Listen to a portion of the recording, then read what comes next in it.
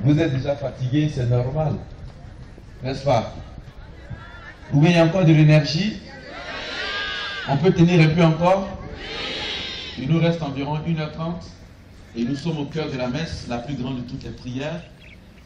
Je bénis Dieu parce que c'est justement au cours de cette messe que le thème central de cette évangélisation sera développé. Je voudrais encore vous demander, est-ce qu'il y a dans cet espace des enfants de la Vierge Marie?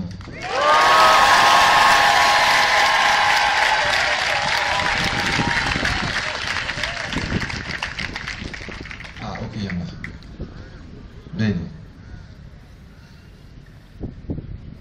Je voudrais, pendant que tu vas m'entendre, que ma prédication commence quelque chose qui se produira pendant que tu m'écoutes. Non, je n'ai pas entendu. Je ne sais pas, certainement que les gens vont enregistrer peut-être ici. Je sais aussi qu'il y a des gens qui ont des téléphones portables qui peuvent enregistrer. Mais quand tu vas rentrer à la maison, parce que tu vas réécouter l'enseignement, toutes les fois que tu entendras chaque parole de ce que je vais dire sur l'enseignement de la Vierge Marie, quelque chose va se produire. Quand tu vas faire écouter à quelqu'un cet enseignement, quelque chose se produira également. Donc ce que je suis en train de dire, c'est une révélation que je vais vous présenter. Ce que je serai en train de dire n'est pas consigné dans les évangiles. Vous n'allez pas entendre cela quelque part. Quelqu'un me dise amen fort.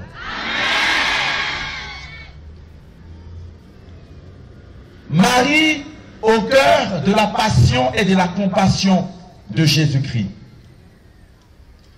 Je dis bien, pendant que tu vas écouter chaque événement de ce que je vais dire, quand ça va concerner ta vie, Marie va te rejoindre.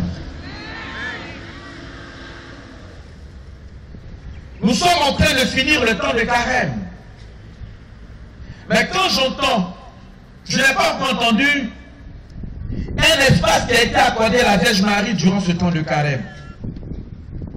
Beaucoup de choses se sont fait entendre. Beaucoup de gens ont prêché. Beaucoup de gens ont parlé. Mais très peu ont parlé de cette femme qui était là au cœur de la passion. Je vous assure, personne ne peut imaginer la douleur que cette femme a vécue. Non, on ne peut pas décrire. Lorsque, par respect pour la tradition, Marie arrive au temple où se trouve le vieillard Siméon, elle va pour le rituel de purification, mais en même temps, elle va offrir son fils premier-né comme l'avait prescrit la loi juive. Tout premier-né devait être présenté au temple. Marie rentre dans cette prescription. Mais ce jour-là, alors qu'elle était remplie de joie, parce qu'elle venait de concevoir, elle allait offrir cet enfant à Dieu le Père. Voici que ce jour commence une nouvelle parole qui va changer sa vision. Lorsque l'ange avait annoncé à Marie, elle était heureuse. Parce que Dieu s'était souvenu d'elle. Mais en même temps, au travers de cette annonce, il y aura une deuxième annonce qui lui sera faite par le vieillard Simeon. Simeon fait l'éloge. Il est heureux de savoir que cet enfant est enfin né. Mais malheureusement, il dit à cette femme, toi qui es entrée ici pour présenter cet enfant, toi-même, une épée te transpercera le cœur. D'autres versions disent un glaive. C'est-à-dire que le vieillard Simeon veut présenter l'instrument qui va servir à entrer dans le cœur de la Vierge Marie. Or, vous savez que le cœur est l'organe principal qui permet à l'homme de vivre, de survivre et de respirer.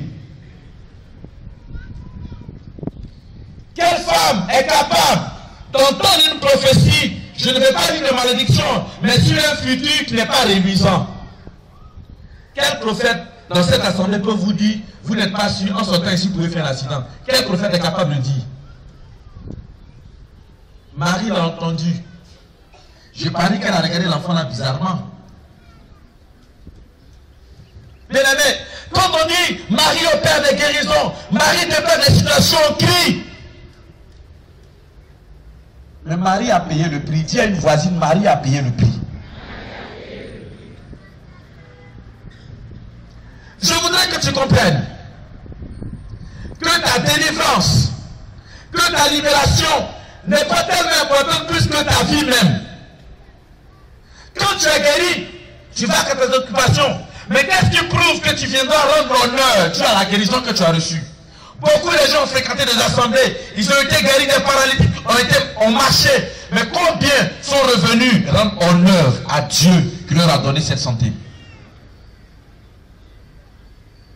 Quelqu'un me dise amen fort. Voilà, vous avez les regards comme ça fixés. C'est quel prêtre ça encore? Mais dis un voisin, révélation.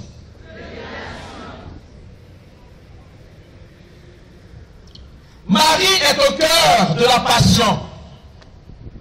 Je vous assure, les gens pour qui Jésus avait multiplié les pains, les disciples qui avaient expérimenté des puissances de guérison, ils étaient tellement réunis, mais quand nous on va, les disciples nous sont soumis. Jésus leur avait conféré le pouvoir de marcher sur les démons. Mais quand la première souffrance est arrivée, quand c'est dur vraiment, c'est là qu'on voit les vrais amis. J'ai dit, quand Pierre a entendu une paire de chiffres devant une femme, Pierre a dit, je ne le connais pas. J'imagine, parmi vous, combien de femmes disent à Jésus, je ne le connais pas, à cause d'une petite blessure égratignure. Parce que votre mari, il est sorti, il est rentré tard. Vous insultez Dieu, vous insultez la Vierge Marie, vous insultez l'église. Bien aimé, ta guérison n'est pas plus importante que ton salut. Il y a des gens qui ont été guéris, mais qui sont retournés à leur vomissement.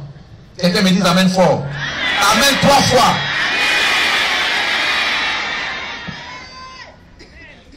Je ne sais pas, peut-être qu'ils reviendront encore aux prédications de Laurent Marie, peut-être.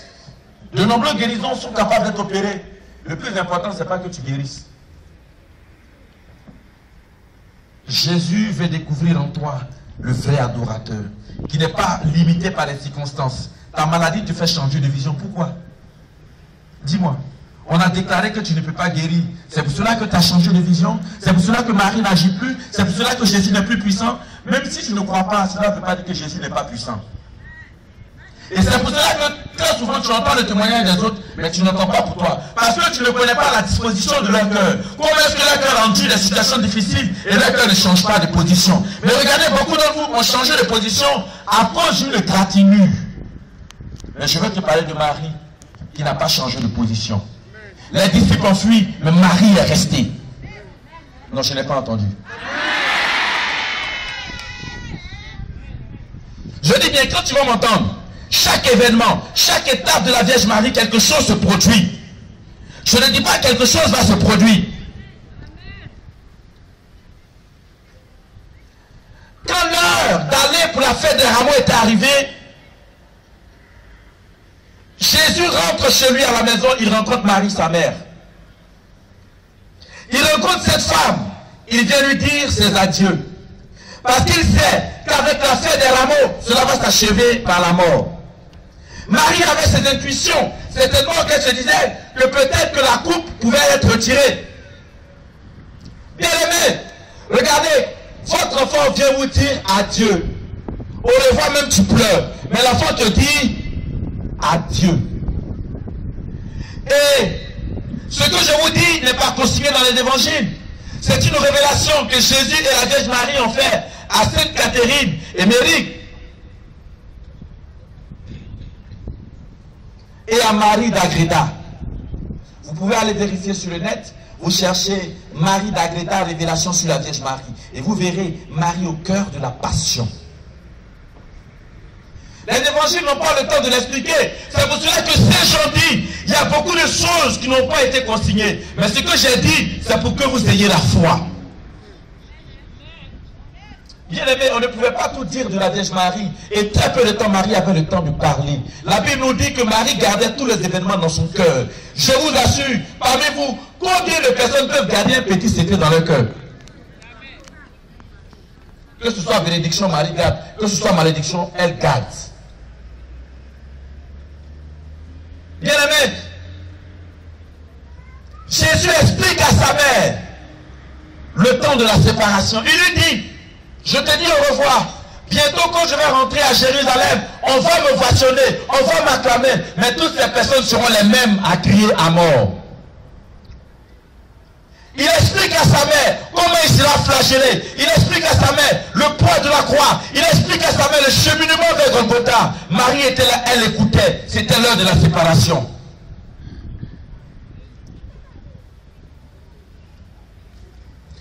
Et je me permets de laisser dire par ma bouche les quelques phrases que Jésus a pu dire à sa mère. Marie regarde Jésus lui dire au revoir. Jésus est triste, ce n'est pas son habitude. Marie devine au travers de ce regard l'attitude intérieure de son fils. Elle ne peut pas le percevoir. Jésus fait seulement le sourire en disant au revoir. Mais Marie sait que c'était l'adieu. Et il dit à sa mère,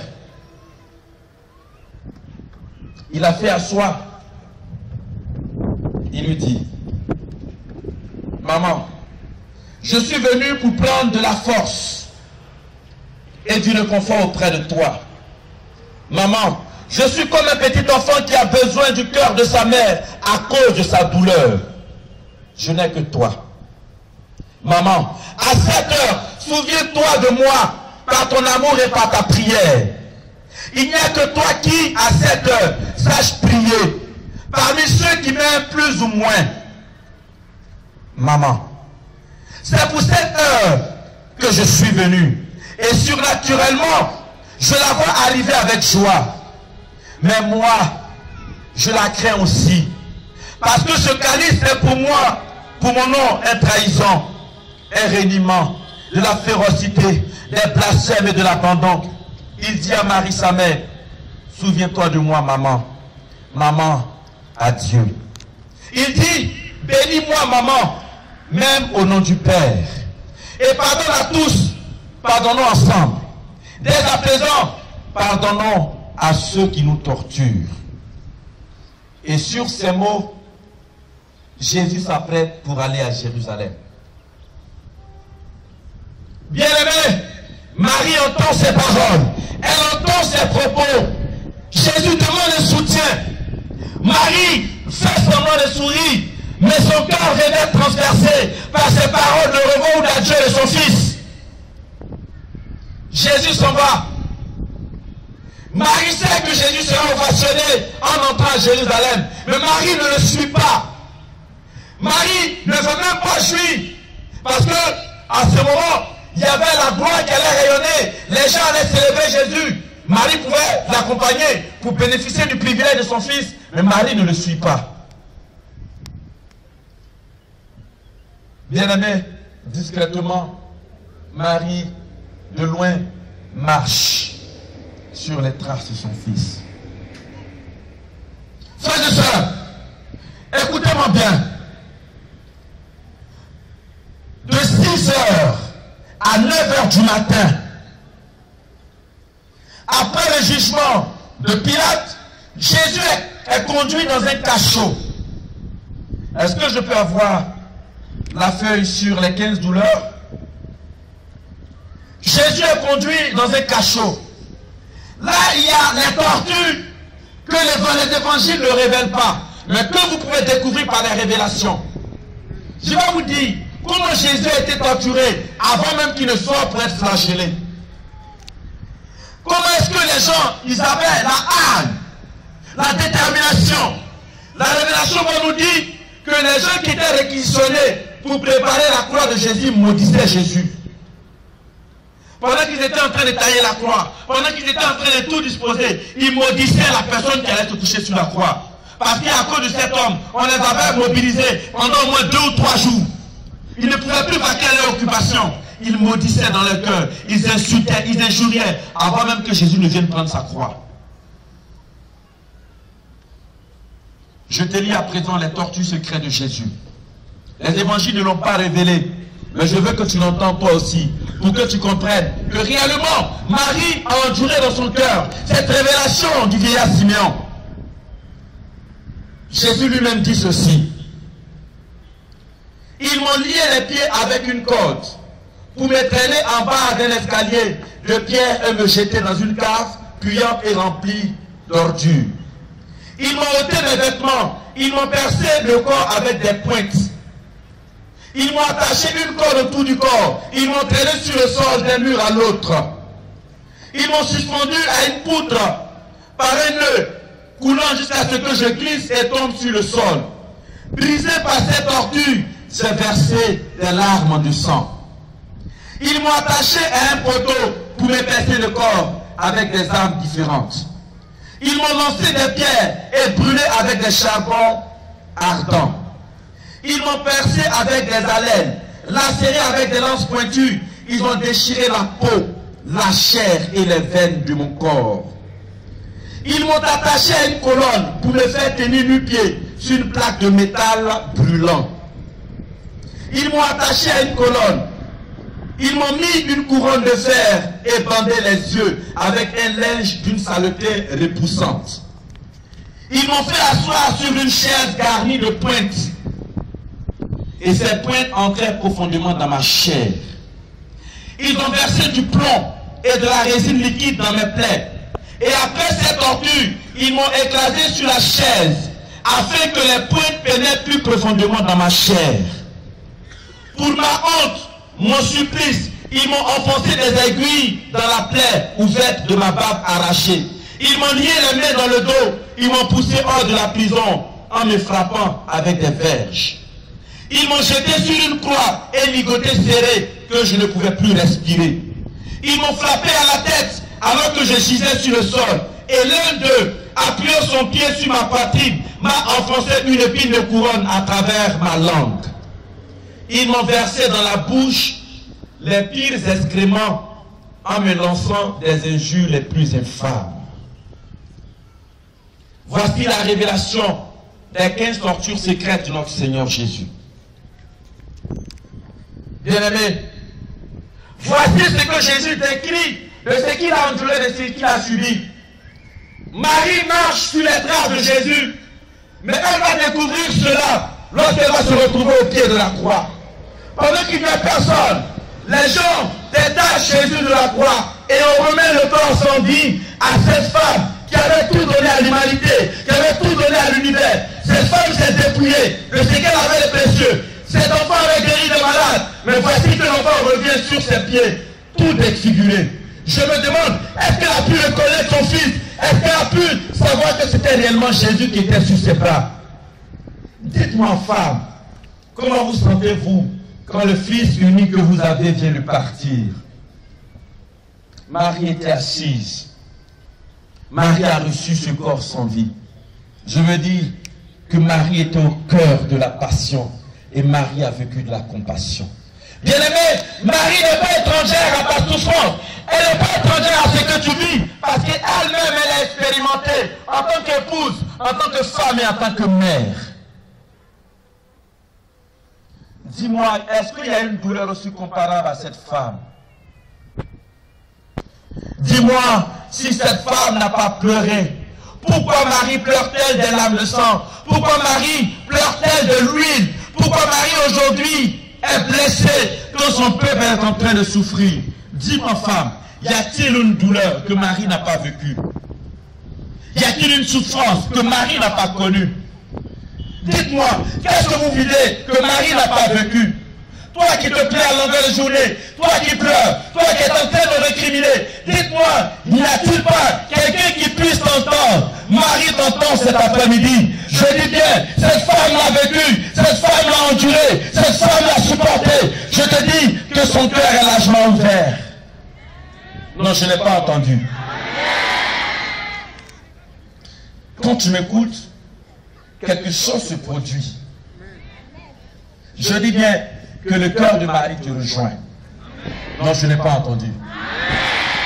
Ce que je dis, ce n'est pas pour te caresser. Je suis en train de te parler d'une femme qui a pleuré. Je ne sais pas si elle a pleuré des larmes de sable. Je ne sais même plus s'il y avait encore des larmes qui étaient capables de sortir pour exprimer sa douleur. Arrivé à cet moment, la douleur est tellement intense que les mots ne sont plus, que les paroles ne sont plus. Il n'y a que les gémissements qui se laissent transparaître. Bien-aimé, chaque gémissement était ta libération. Chaque larme versée était ta délivrance. Chaque angoisse était pour ta libération. Marie l'a enduré dans son corps, dans son cœur, dans son âme, dans son esprit. Marie l'a enduré pour toi. Je dis qu'elle l'a enduré pour toi. Elle l'a subi pour toi. Elle a souffert. Il n'y avait pas de consolation pour elle. Non, non, non. Il n'y avait personne. Je dis, Jean était là, oui. Il n'y avait personne. Mais Marie devient ta consolation. C'est elle qui vient essuyer tes larmes. C'est elle qui vient te redonner ta dignité de femme et de mère. C'est elle qui vient te relever pour te permettre de marcher, d'avancer. Les gens ne t'ont pas considéré. Les gens t'ont peut-être sous-estimé. Mais Marie a pensé à toi. Marie s'est souvenue de toi. Marie a souffert pour toi. Quand tu m'entends, tu pleures encore. Tu coules des larmes. Mais je dis, Marie est compatissante. Marie te rejoint dans tes douleurs. La méchanceté des hommes t'a empêché d'avancer. Ton mari n'est plus stable. Tu ne peux pas concevoir.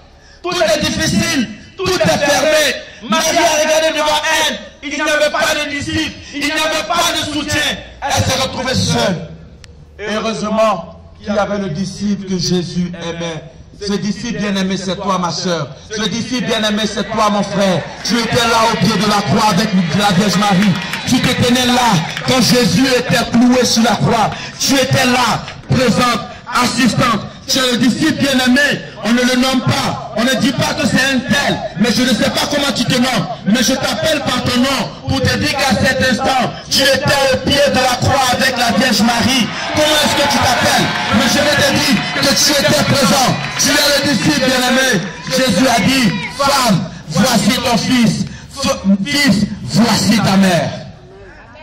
Et ce jour-là, le disciple bien-aimé l'a pris chez lui. Pendant que tu m'entends, ouvre ton cœur et reçois la Vierge Marie. Non, non, non, non, non. Je dis pendant que tu m'entends, ouvre ton cœur et reçois la Vierge. La Vierge. Marie. Marie. Celle qu'on appelle l'épouse du Saint-Esprit. Celle qu'on appelle Notre-Dame des Apôtres. Celle qu'on appelle la Reine du Ciel. Celle qu'on appelle Notre-Dame des Anges. Celle qu'on appelle consolatrice des affligés, celle qu'on appelle secours des chrétiens, celle qu'on appelle toi qui accompagnes les femmes en souffrance et en détresse. Marie t'accompagne, Marie te tient par la main, qui est devant ton obstacle. Marie veut te tenir par sa main et avancer avec toi. Qui se tient devant toi? Dis-moi, quel est l'obstacle qui se tient devant toi? Marie avance avec toi. Si tu savais que cette femme, je ne sais pas combien de personnes sont en train de pleurer. Des larmes sont en train de couler. Parce que Marie encore est en train de pleurer pendant que je parle. Oui, Marie est en train de revivre l'événement de la passion. Marie est en train de revivre l'événement de la compassion. Et elle s'unit à ton cœur. Parce qu'elle sait que ton cœur est malade.